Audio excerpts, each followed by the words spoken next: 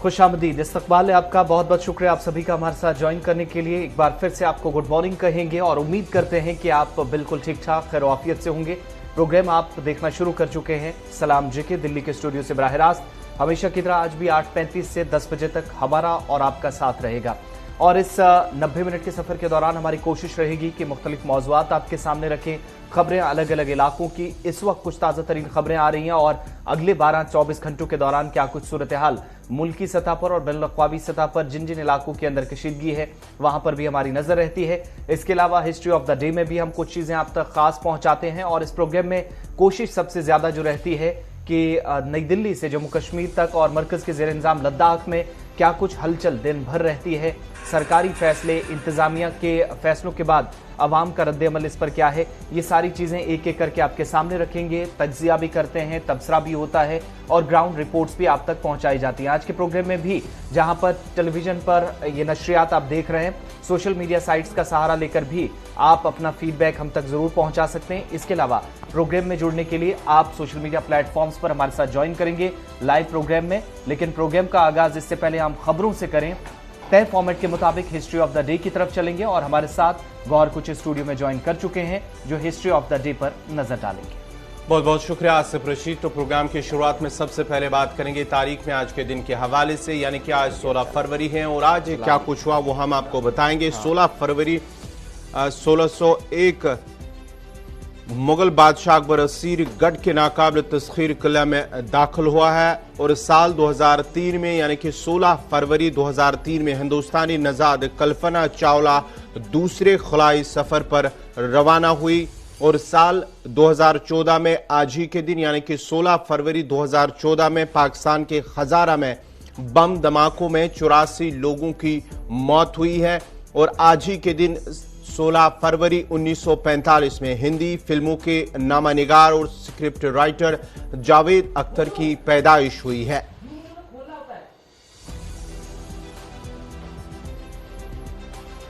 और आज ही के दिन 16 फरवरी 1948 में हॉलैंड और इंडोनेशिया ने जंगबंदी पर इत्तेफाक किया है और आज ही के दिन 16 फरवरी 1987 टाटा फुटबॉल एकेडमी शुरू की गई है और आज ही के दिन 1761 यानी कि 1761 16 फरवरी अंग्रेजों ने फ्रांस से पुडुचेरी वापस छीना है। और आपको बताते चले कि आज संत गुरु रविदास की 631वीं यौम पैदाइश भी है। तो नाजरीन, ये थी तारीख में आज के दिन के हवाले से, यानी कि 16 फरवरी आज ही के दिन क्या कुछ हुआ है। कुछ तारीख के पस मंजर में हमने आपके सामने कुछ चीजें रखी हैं, क्या कुछ हुआ आज ही के दिन। तो अब बढ़ते हैं आगे प्रोग्राम की शुरुआत और प्रोग्राम की शुरुआत करेंगे आसिफ रशीद। चलिए, जहां पर तारीख की बात हो रही थी तो आज का दिन भी मुल्क के लिए अहम इसलिए नहीं कहेंगे चूंकि अब से थोड़ी देर पहले मुल्क के एक मारूफ गुलकार यानी आज ही 16 फरवरी को इंतकाल कर गए हैं। थोड़ी देर में इस पर भी आएंगे, डिटेल्स आपके सामने रखेंगे। 2 अलग अलग हादसा हुए हैं, क्या कुछ तफसीलात हैं सारी आपके सामने रखेंगे। लेकिन फिलहाल शुरुआत खबरों की करेंगे और जम्मू कश्मीर के ताल्लुक से सबसे पहले बात करेंगे। और वज़ीर आज़म का दौरा जम्मू कश्मीर का अगले महीने मुमकिन है, जो बहुत हद तक पहले सिर्फ इम्कानात जाहिर किए जा रहे थे, लेकिन लेफ्टिनेंट गवर्नर ने अब पूरी तरीके से इसकी तस्दीक भी कर दी है। वज़ीर आज़म अगले महीने यानी मार्च में जम्मू कश्मीर जाएंगे और सनती सरमायाकारी के हवाले से एक बड़ा प्रोग्राम होगा, सेरेमनी होगी। इस प्रोग्राम की वो सदारत करने वाले हैं। प्रोग्राम का मकसद है कि जम्मू कश्मीर के अंदर अब तक कुल मिलाकर 2000 से 25 करोड़ की जो इन्वेस्टमेंट बाहर से आए कुछ अहम शख्सियात की तरफ से, कुछ लोगों की तरफ से की गई है, उसकी ग्राउंड ब्रेकिंग सेरेमनी होने जा रही है। उसका आगाज होगा और सबसे बड़ा प्रोग्राम जो जम्मू के अंदर मुनक्किद होगा उसमें लेफ्टिनेंट गवर्नर को, चूंकि लेफ्टिनेंट गवर्नर पिछले दिनों दिल्ली आए थे तो उन्होंने खुद भी इसकी तफसीलात मीडिया के सामने रखी थी और कहा था कि उन्होंने वज़ीर आज़म को जम्मू कश्मीर आने की दावत दी और वज़ीर आज़म की तरफ से दावतनामा कबूल किया गया है। वो जम्मू कश्मीर अगले महीने आएंगे और बड़ी बात इसमें यह है कि वज़ीर आज़म के साथ साथ मरकजी वज़ीर ममलिकत डॉक्टर जितेंद्र सिंह, बीजेपी के आला क़यादत। लेकिन खबर यह है कि शायद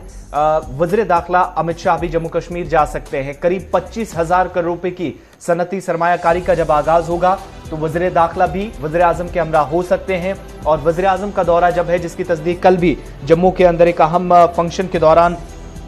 लेफ्टिनेंट गवर्नर मनोज सिन्हा थे, जहां पर उन्होंने कहा कि तामीर और तरक्की के मंसूबों को वसअत देने के लिए, काम को और तेज करने के लिए, जम्मू कश्मीर के अंदर मजीद पैसा खर्च करते हुए नौजवानों को रोजगार का मौका फराहम करने के लिए ये इकदाम सबसे अहम होंगे। और ये संगे मील अपने आप में इंतजामिया मानती है जब खुद वज़ीर आज़म जम्मू कश्मीर पहुंचकर इस तकरीब का हिस्सा बनेंगे और सबसे बड़ा प्रोग्राम होगा। और जो अनएम्प्लॉयमेंट का रेशो है वो बहुत हद तक आने वाले कुछ सालों में कम होगा, ये इस मंसूबे की शुरुआत के बाद हुकूमत मानती है। लेकिन कुल मिलाकर चूंकि इस साल के आखिर में कहा गया था पिछले साल के दिसंबर तक यानी 2021 तक 2000 से 25,000 के आसपास की सरमायाकारी होगी, बहुत सारे लोग दिलचस्पी जाहिर कर रहे थे। मुख्तलिफ प्रोग्राम्स जब जम्मू कश्मीर की इंतजामिया की तरफ से कराए गए, मरकजी हुकूमत ने किए, उसके बाद बहुत लोग हमने जम्मू कश्मीर के लिए इन्वेस्टमेंट को लेकर या इन्वेस्टमेंट करने पर काफ़ी ज़्यादा दिलचस्पी उनने जाहिर की, ये देखा। लेकिन अब इसमें इस साल मार्च और अप्रैल तक मजीद अहदाफ तय किए गए हैं।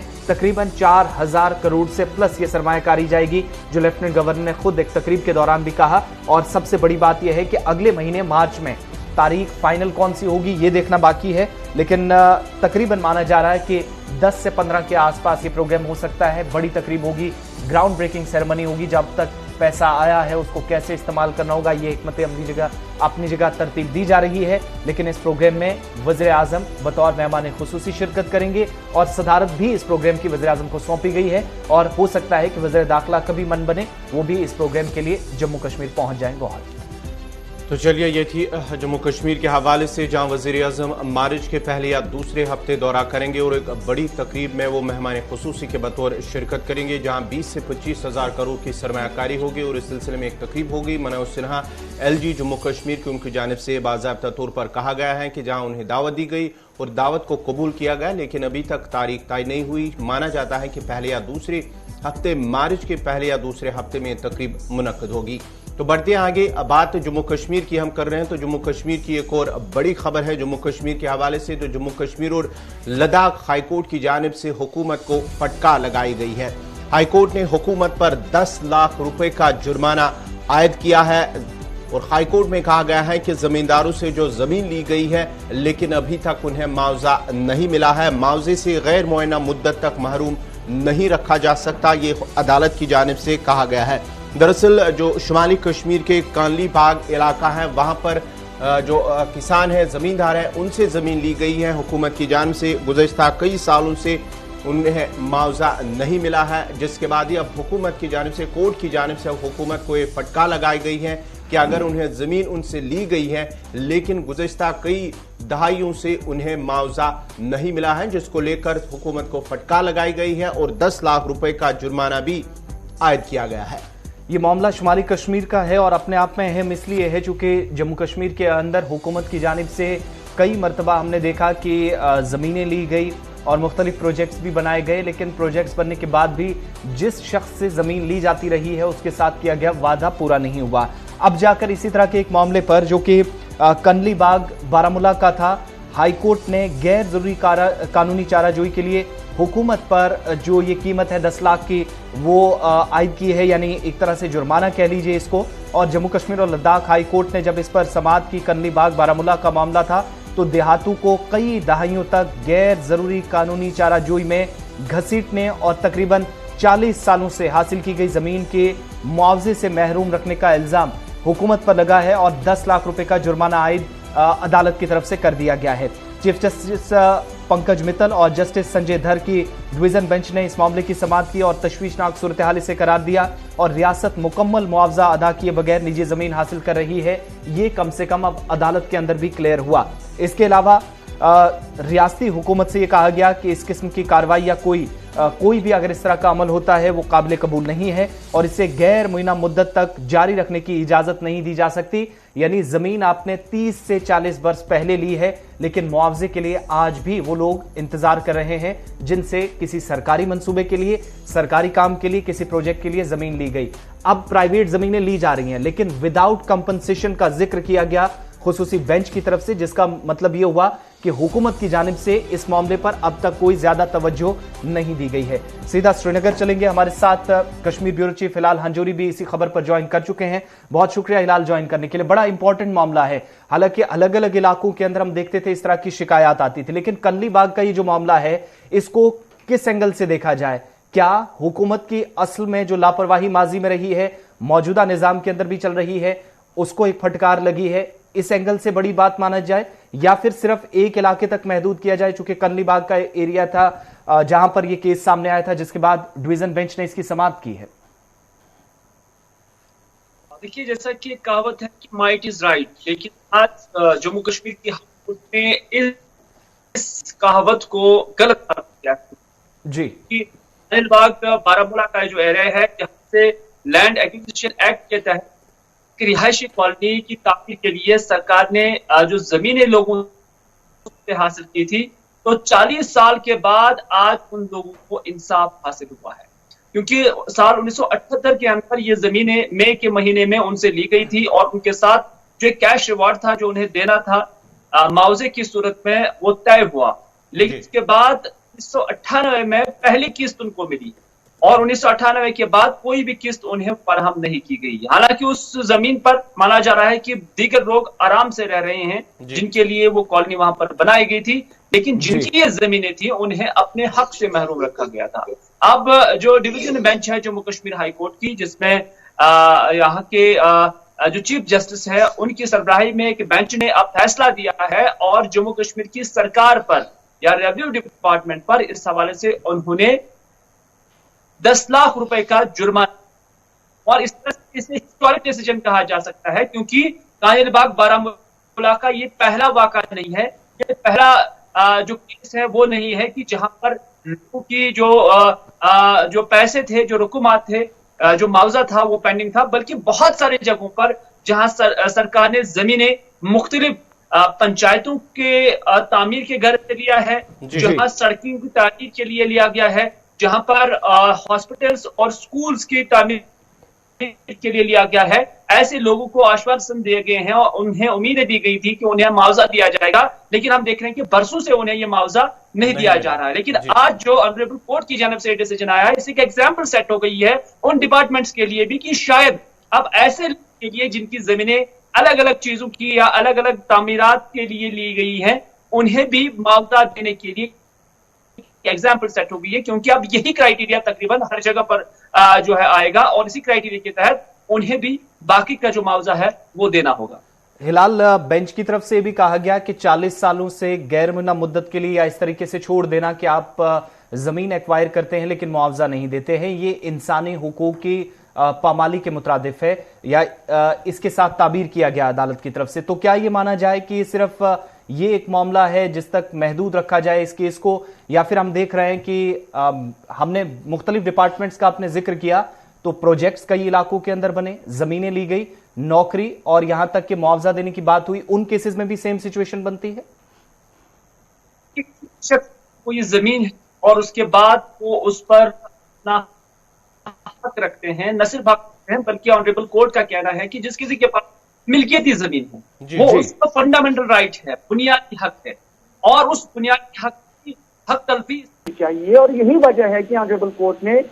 उन पर, यानी सरकार पर, जम्मू कश्मीर की सरकार पर जिन्होंने लेपोलैंड किया था उनकी अदायगी में, इन रकूमात की अदायगी में, कि उन्हें 10 लाख रुपए का जुर्माना अदा किया है। मैंने पहले कहा कि चूंकि कानिलबाग इलाके की जो केस की नवीयत है वो अलग है, लेकिन इसी तरह के तर्ज पर कई सारी जमीनें हैं जो ली गई हैं डिपार्टमेंट ऑफ हेल्थ की जानिब से, डिपार्टमेंट ऑफ स्कूल एजुकेशन की जानिब से, डिपार्टमेंट ऑफ R&B की जानिब से, और भी अलग अलग डिपार्टमेंट से जिनकी जानिब से लोगों की जमीनें ली गई हैं और उन्हें उस वक्त ये कहा गया था कि उन्हें मुआवजा दिया जाएगा। लेकिन आज भी वो अपने मुआवजे के लिए श्रीनगर की प्रेस कॉलोनी हो या अपने जो उनके इलाके जात हो, वहां पर वो एहतजाज करते रहते हैं। और इस फैसले से कहीं ना कहीं उन मामलात का भी कहीं ना कहीं मामला जो है वो अब एक्टिव हो गया है, इस वजह से कि अब उन लोगों को भी लगा होगा कि जो ऑनरेबल कोर्ट की जानिब से इंसाफ उनके साथ किया गया है वो अब उनके हक में भी आएगा। हालांकि ये केस जो है ये सिर्फ कानिलबाग बारामूला का है जिस पर ये फैसला सुनाया गया है, लेकिन इस केस से दूसरे लोगों की उम्मीदें बढ़ने लगी हैं। शायद वो भी अब कोर्ट का रुख करेंगे और कोर्ट से ही इस हवाले से अपना हक जो है वो हासिल करेंगे। लेकिन आज जम्मू कश्मीर सरकार की जानिब से इस तरह की चीजें काफी वक्त से देखी जा रही थी, क्योंकि सरकार में थे, माइट थी और ताकत थी, और जो आम इंसान है वो सरकार का मुकाबला नहीं कर पाता था। और आम इंसान जिनमें जमीनें दी होती थी वो ऐसे दफातर के चक्कर काटते थे, उनके पैर घिसते थे, लेकिन उन्हें ये मुआवजा नहीं दिया जाता था। और इसी बात का संजीदा नोट देते हुए ऑनरेबल कोर्ट ने कहा कि ये फंडामेंटल राइट्स की खिलाफ वर्जी है और इसकी बुनियाद पर अब सरकार पर जुर्माना आयद किया गया है। बहुत बहुत शुक्रिया तफसीलात फराहम करने के लिए। हिलाल श्रीनगर से हमारे साथ थे और बात उस केस के हवाले से जिस पर सरकार को फटकार लगी है। अगर दो लाइनों में आसान लफ्जों में आपके सामने रखें तो हाईकोर्ट की तरफ से जो समाअत की गई है, जिस लाइन को टो किया गया है, उसमें कहा गया है कि गैर जरूरी कानूनी चाराजोई हुई और ऐसे में हुकूमत पर 10 लाख का जुर्माना आयद किया गया। और जो कंदलीबाग बारामूला है, यहाँ के जो गांव वासी हैं, जो लोग हैं, कई दहाइयों तक गैर जरूरी कानूनी चाराजोई में घसीटने का एक हुकूमत पर तो इल्जाम लगा ही, लेकिन उसमें बाद अब जुर्माना भी आयद हो गया है। तकरीबन 40 सालों से हासिल की गई जमीन का मुआवजा न देने या मुआवजे से महरूम रखने के लिए भी हुकूमत को फटकार लगी और 10 लाख रुपए का जुर्माना आयद होने का मतलब यह हुआ कि 40 सालों बाद बिलाखिर जो एक केस अदालत के सामने था, इन लोगों को गैर जरूरी तरीके से घसीटा गया। और अब अदालत में जहां पर समाअत हुई और इस मामले की समाअत चीफ जस्टिस पंकज मित्तल और जस्टिस संजय धर की डिवीजन बेंच ने की, तो उन्होंने अज खुद मुशाहिदा किया कि सूरत हाल जो है वो तशवीशनाक है और ये केसेस बहुत सारी जगहों पे है, लेकिन कम से कम एक जगह नॉर्थ कश्मीर के अंदर इन लोगों को आज 40 बरसों की एक तवील मुद्दत के बाद ही लेकिन इंसाफ जरूर मिला है। बढ़ते हैं आगे, बात अब जरा सालाना अमरनाथ यात्रा के हवाले से, चूंकि तैयारियां जोरों पर हैं। गौहर जी हां, बात करेंगे अमरनाथ यात्रा के हवाले से, जहां पांताचोक श्रीनगर के इलाके में एक ट्रांजिट कैंप जहां पर 2500 जो यात्री हैं, जहां मुल्क के मुख्तलिफ रियासतों से अमरनाथ यात्रा के लिए आते हैं, उस सिलसिले में जिला इंतजामिया श्रीनगर की जानिब से जहां कल उस इलाके का दौरा किया गया और वहां पर इंतजामात का जायजा लिया, उसके बाद ही ये फैसला किया गया कि इस बार 6000 यात्रियों को रखने का फैसला किया गया है इंतजामिया की जानिब से। वहां पर पहले 2500 यात्रियों के क़याम की गुंजाइश थी, लेकिन इस बार इसे बढ़ाने का फैसला किया गया है। डिप्टी कमिश्नर श्रीनगर ने वहां पर सहूलियात का जायजा लिया, कल उन्होंने दौरा किया और उससे के बाद ही ये फैसला लिया गया कि इस बार जो पांताचोक ट्रांजिट कैंप है वहां पर 6000 यात्रियों को रखा जाएगा। अमरनाथ यात्रा के लिए जो इस बार यात्री जाएंगे पांताचोक ट्रांजिट कैंप में 6000 यात्रियों को रखने का फैसला हुआ, यानी 2500 से यह तादाद 6000 तक बढ़ाई जाएगी। और मोहम्मद एजाज असद जो कि डिप्टी कमिश्नर श्रीनगर इस साल सालाना अमरनाथ यात्रा के लिए तैयारियां पहले से शुरू कर दी और यात्रा में शिरकत करने वाले जो अकीदतमंद है, जो लोग हैं, उनकी रिहाइश को बढ़ाने के लिए जो कामकाज चल रहा है उसकी पेशरफ्त का जायजा उन्होंने आज खुद लिया। पांताचोक कैंप का दौरा किया और सहूलियात का जायजा लिया और उन्हें यह बताया गया कि इस वक्त यानी पांताचोक में तकरीबन 2500 यात्री रह सकते हैं, क़याम कर सकते हैं, इतनी गुंजाइश है इंतजामिया के पास। मगर महकमा तामीरात आमा के सुपरिटेंडेंट इंजीनियर को इस सलाहियत में इजाफा करने की हिदायत जारी कर दी गई है और तकरीबन 6000 यात्रियों की गुंजाइश बढ़ाने के लिए तैयार शुदा जो कैंप है उसके क़याम के लिए करीबी जमीन मुख्तस करने का फैसला इंतजामिया ने ले लिया है। पब्लिक हेल्थ इंजीनियरिंग डिपार्टमेंट से कहा गया है कि वो एक मंसूबा तैयार करे ताकि टैंकर्स का इस्तेमाल कम से कम हो और जगह पर पानी के मुस्तकिल फराहमी मुमकिन हो, यानी पानी की किल्लत को भी दूर किया जाए और सैनिटाइजेशन का काम भी। साथ ही जो पब्लिक हेल्थ इंजीनियरिंग महकमे के पास एक बड़ी जिम्मेदारी है, उससे इस जब गुंजाइश बढ़ाई जाएगी, इजाफा यात्रियों में किया जाएगा, तादाद में किया जाएगा, तो इस महकमे पर काफ़ी ज़्यादा जिम्मेदारियां रहने वाली हैं। दूसरी तरफ पार्किंग की सहूलियात के हवाले से भी एसएसपी ट्रैफिक ने डिप्टी कमिश्नर को तफसीलात फराहम करते हुए कहा है कि यात्रियों को ले जाने वाली जो बस हैं, इनकी पार्किंग के लिए जितने भी इंतजामात किए गए हैं उसकी तफसीलात उन्होंने रख दी हैं, ब्रीफ कर दिया डिप्टी कमिश्नर को। इस तरीके से एसएसपी श्रीनगर ने यात्रियों की जो मुतवक्का भारी तादाद है उसके पेश नज़र किए जाने वाले जो हिफाजती इंतजामात हैं उसके बारे में भी आगाह दिया। सिक्योरिटी, ट्रैफिक मैनेजमेंट, पूरे तमाम इन मामलात पर बहुत बारीकी से बातचीत हुई है, गुफ्तगू की है दोनों सीनियर अफसरान ने और डिप्टी कमिश्नर को इस हवाले से आगाह कर दिया गया है। अब वो आला हुकाम तक बात पहुंचाएंगे। बात वहीं श्राइन बोर्ड की तरफ से भी हो सकता है कि आने वाले दिनों में कुछ अहम ऐलानात हों, और आप देखेंगे कि अगस्त तक जब यात्रा होती है या कंक्लूड किया जाता है, जून, जुलाई और अगस्त, ये 3 महीने काफ़ी अहम रहते हैं। मौसम भी खुशगवार होता है, गर्मियों का सीज़न रहता है, और ऐसे में पिछले साल के मुकाबले इस बार इंतजामात ज़्यादा है। पिछले 2 सालों के दौरान यात्रा हमने देखी कि कोविड की वजह से मुतासिर हुई। इस बार तैयारी पूरी कर ली गई है। अगर कोई इस तरह की मुसीबत दोबारा खुदा न खास्ता नहीं होती है तो शायद यात्रा इस बार बेहतर तरीके से अंजाम दी जा सकती है। लेकिन कुल मिलाकर इस बार यात्रियों की तादाद में इजाफा किया जाएगा। ये इंतजामिया ने बड़ा फैसला लिया है। ये बात सालाना मना यात्रा के हवाले से। बात जरा आपको हज यात्रियों के हवाले से भी बताते हैं। आज़मीन हज इस बार क्या कुछ तैयारी कर रहे हैं, क्योंकि हज 2022 के लिए भी तैयारियां जोरों शोरों से चल रही हैं। जी हाँ, बिल्कुल। जम्मू कश्मीर और लद्दाख के लिए कम से कम 11,000 आज़मीन ने हज 2022 के लिए रजिस्ट्रेशन कराई है। और इस सिलसिले में अगर आपको बताते चले कि कल यानी कि 15 फरवरी इसकी आखिरी तारीख थी। आपको बताते कि दुनिया भर में जिस तरह से आलमी वबा कोरोना वायरस की वजह से इस पर जो रोक लगी थी, उस सिलसिले में अब जब कोरोना वायरस के केसेस कम होते गए हैं, लेकिन इंतजामिया की जानिब से जहां पहले ही मई के महीने से शुरू होने वाली जो रजिस्ट्रेशन का सिलसिला शुरू हुआ था हज 2022 के लिए, इस सिलसिले में जम्मू कश्मीर और लद्दाख से तकरीबन 11,000 आज़मीन की जानिब से रजिस्ट्रेशन की गई है। लेकिन अभी तक जो है 200 से 300 के दरमियान मजीद आज़मीन कतार में हैं और उम्मीद है कि शायद उन्हें शामिल किया जाएगा। लेकिन ये भी मुतवक्का है कि अगर पूरा अंदाजी अभी तक तो नहीं हुई, लेकिन माना जाता है कि 10 से 20 दिनों के अंदर शायद पूरा अंदाजी भी हो सकती है और इसको मुकम्मल तौर पर मुकम्मल किया जाए आने वाले 10 से 20 दिनों के लिए। लेकिन आपको बताते ये भी चले कि इस बार आज़मीन जाएंगे, हज पे जाएंगे 2022 के लिए, उनके लिए एक तो कोविड टेस्ट करना लाजमी होगा और साथ ही साथ जो वैक्सीन है, वैक्सीन की सर्टिफिकेट भी उसे ज़रूरी करार दिया गया है, लाजमी करार दिया गया है। जो भी रजिस्टर्ड वैक्सीन है उनकी सर्टिफिकेट जो है वो लाजमी करार दी गई है। और दोनों सूबों से, दोनों खित्तों से आप देखेंगे यूनियन टेरिटरी लद्दाख और जम्मू कश्मीर के ये सारे आदाद-ओ-शुमार हैं। 11,000 आज़मीन ने मई के महीने से जो रजिस्ट्रेशन का अमल शुरू हुआ था हज 2022 के लिए रजिस्ट्रेशन कराई है, और रजिस्ट्रेशन की आखिरी तारीख 15 फरवरी थी जो ख़त्म हो चुकी है। और दुनिया भर में जो कोविड ने जिस तरीके से इस सारी सूरत हाल को तब्दील कर दिया और कामकाज को मुतासिर किया, तो दूसरी लहर को देखते हुए सऊदी अरब की हुकूमत ने मुसलसल 2 बरसों में बैरून मुल्क मुकीम आज़मीन हज पर पाबंदी आयद कर दी थी। और सऊदी अरब की तरफ से इस साल हज 2022 के हवाले से मंजूरी के बाद दुनिया भर में कोविड केसेस में कमी के साथ रजिस्ट्रेशन का अमल लद्दाख और जम्मू कश्मीर में भी नवंबर के महीने में शुरू हुआ। और इस बीच हज कमेटी के जराया से ये पता चला है कि जम्मू कश्मीर और लद्दाख दोनों खित्तों में तकरीबन 11,000 आज़मीन ने अपना इंदराज करा लिया है, रजिस्ट्रेशन हो चुकी है, और 200 से 300 के दरमियान मजीद आज़मीन कतार में है। और उम्मीद ये लगाई जा रही कि इन सबको भी इस बार के रजिस्ट्रेशन अमल का हिस्सा बनाया जाएगा। साथ ही ये भी कहा गया कि हज पर जाने वाले आज़मीन की तादाद की कोई कुरंदाजी अभी तक नहीं हुई और ये अमल मुमकिना तौर पर आइंदा 10-20 दिनों के अंदर मुकम्मल कर लिया जाएगा। साथ ही ताज़ा जो रहनुमा खतूत हैं इसके बारे में भी बताया गया है कि सऊदी हुकूमत की तरफ से अभी तक कोई नई हिदायत मौसूल नहीं हुई हैं। और हज कमेटी के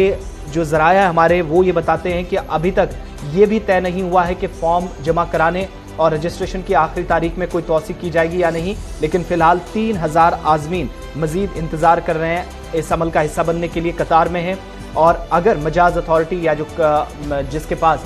सारी जो है इंतज़ाम रहता है, जो कंसर्न अथॉरिटी है, रजिस्ट्रेशन की तारीख को मजीद कुछ दिन बढ़ाने का फैसला करती है तो इसका ऐलान सबकी भलाई के लिए किया जाएगा। और इसके अलावा ये भी बताया जा रहा है कि इस साल हज के लिए अलग से रहनुमा खतूत जारी किए जा सकते हैं, क्योंकि पिछले 2 सालों के मुकाबले सूरत हाल ज़रा सी अलग है। तमाम आज़मीन के लिए कोविड टीकाकारी, जो कि गौहर ने पहले ही बताया, बहुत ज़रूरी होगी और हज करने से पहले उनका कोविड टेस्ट लाजमी करार दिया जाएगा। वहीं वर्ल्ड हेल्थ ऑर्गेनाइजेशन की तरफ से भी जो मंजूर शुदा टीके हैं, वैक्सीन हैं, कोवैक्सीन या कोविशील्ड, ये हज के लिए काबिल कबूल किया गया है। और ये आने वाले दिनों में इसके लिए जब गाइडलाइंस आएंगी तो उसमें भी इसको बता दिया जाएगा। रजिस्ट्रेशन फॉर्म को कबूल नहीं कर जो बताया ये भी गया है कि उन लोगों के रजिस्ट्रेशन फॉर्म जो है वो कबूल नहीं किया जा रहा है जिन्हें वैक्सीन नहीं लगाई गई, और लाजमी है और मौजूदा सूरत हाल में तरजीह सिर्फ इस चीज को दी जा रही कि वैक्सीनेशन हो। और साल 2019 में तकरीबन 17,000 आजमीन ने हज के लिए रजिस्ट्रेशन करवाई थी, और 18, 19, 20 और 21 में इन 2 वर्षों के दौरान जो गुजर चुके हैं, कोविड टीकाकारी,